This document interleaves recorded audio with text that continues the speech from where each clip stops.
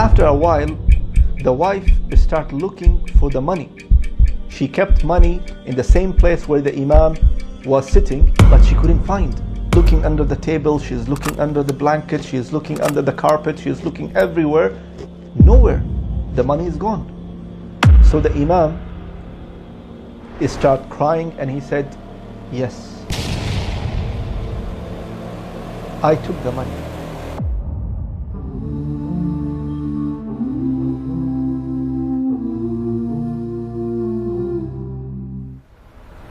Have you heard about the Imam who has stolen the money? The story starts when one of the small villages in one of the African country, they hired an Imam. This Imam was graduated from Islamic University. And it is very rare to find someone knowledgeable, graduated from Islamic University, having Islamic knowledge or Islamic scholar, to be an Imam of one of the masajid, and it is very few in African countries.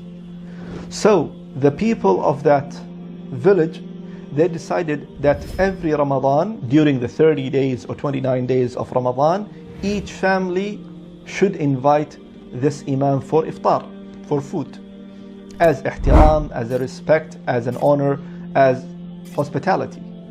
So that was the normal practice, and the Imam is doing his best in the masjid, doing the lectures, the classes, the courses, educating the people and the community. And in Ramadan, he went to the first house. The second day, he went to the second house. The third day, he went to the third family. And it's like that. So one of the families who invited the Imam, they are only husband and wife. And obviously, they are all poor. They are living in a village. After the Imam came, he was waiting in that waiting area or in the hall where they should eat the food.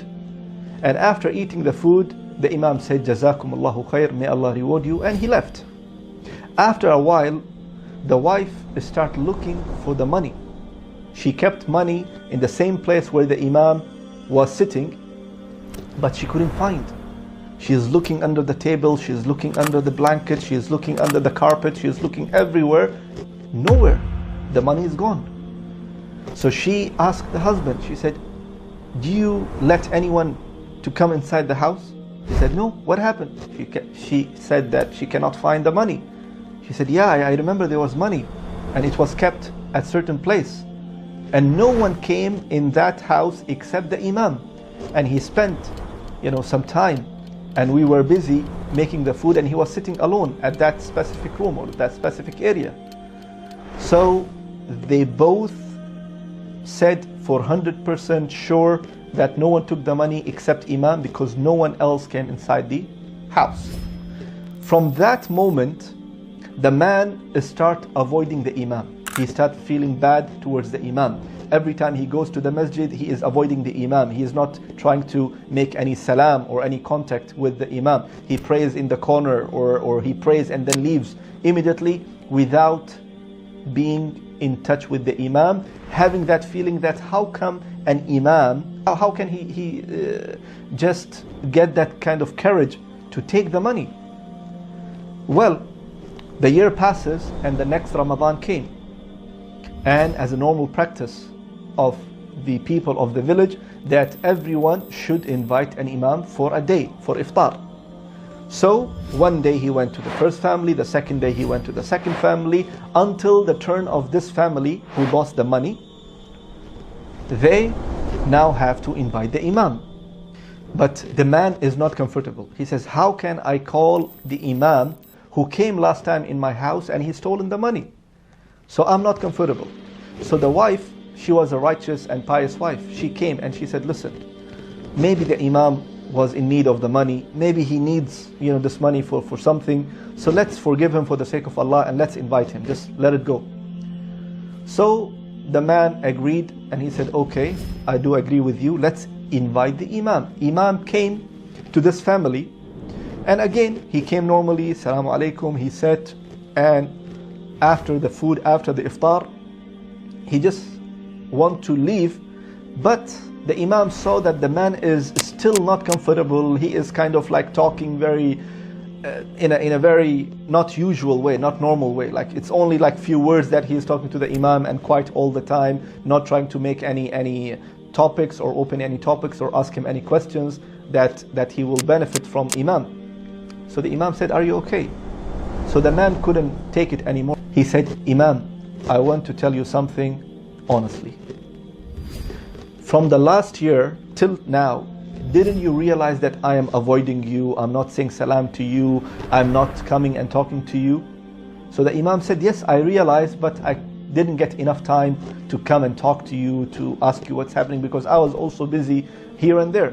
But yes, I did realize that you are kind of not very close to me anymore." So he said, "Imam, I'll be honest with you. Last time we invited you and we kept some money in the same room, and we were preparing the food, and you were sitting alone.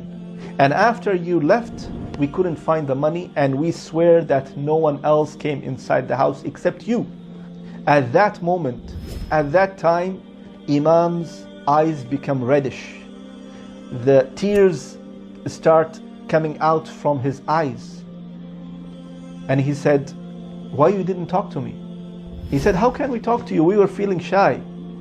And we are sure that no one took the money except you." So the Imam started crying, and he said, "Yes, I took the money." At that moment, it was the shocking moment for everyone. For this man and for the wife who's in the other room and hearing the conversation and listening to everything. It was shocking for them that the Imam is admitting that yes, he took the money. But what the Imam said? The Imam said, "I'm not crying because you accused me and you are sure that I took the money.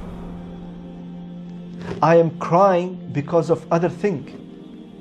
I was sitting in the same room and the money were kept at that side, and the wind start blowing, and the window is open as it is open right now, and the money start flying everywhere because of the wind. So I got up quickly and I start collecting the money, and I was waiting for you when you will come. So I saw in front of me a Quran, and I opened the Quran. I kept the money inside the Quran, and I closed it and I kept it. The reason I'm crying because for the entire year, none of you opened the Quran and read the Quran. If you just open the Quran and read any verse from it, you would find the money. So I am crying that my own people in this village, they didn't read the Quran for the entire year.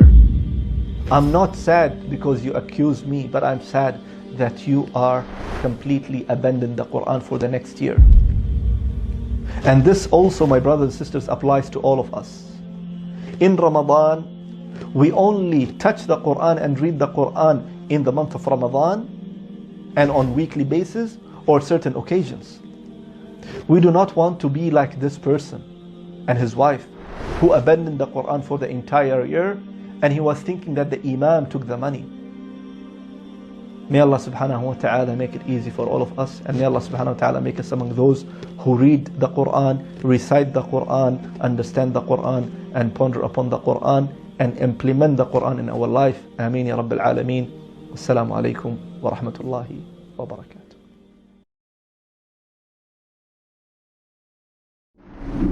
Have you ever wished that there was a Muslim version of YouTube or Netflix? Well, we have created one. The One Islam TV app has no adverts and is safe to browse for your peace of mind. Watch hundreds of high-quality produced Islamic reminders, Quran videos, stories of the prophets, hot topic, debates, and so much more. 4 to 8 new videos are uploaded daily, inshallah. You can watch or listen to videos while your device is switched off. Watch videos on demand or download videos and watch offline. One Islam TV is 100% run and owned by Muslims, which means the small amount you pay for your subscription is a sadaqah jariyah, continuous charity for you. as we use the funds raised to continue producing more beneficial videos and reminders, inshallah. The One Islam TV app is now available on Apple devices, Apple TV, Android devices, Android TV, Amazon Fire TV, and Roku, so you can watch on most devices and smart TVs.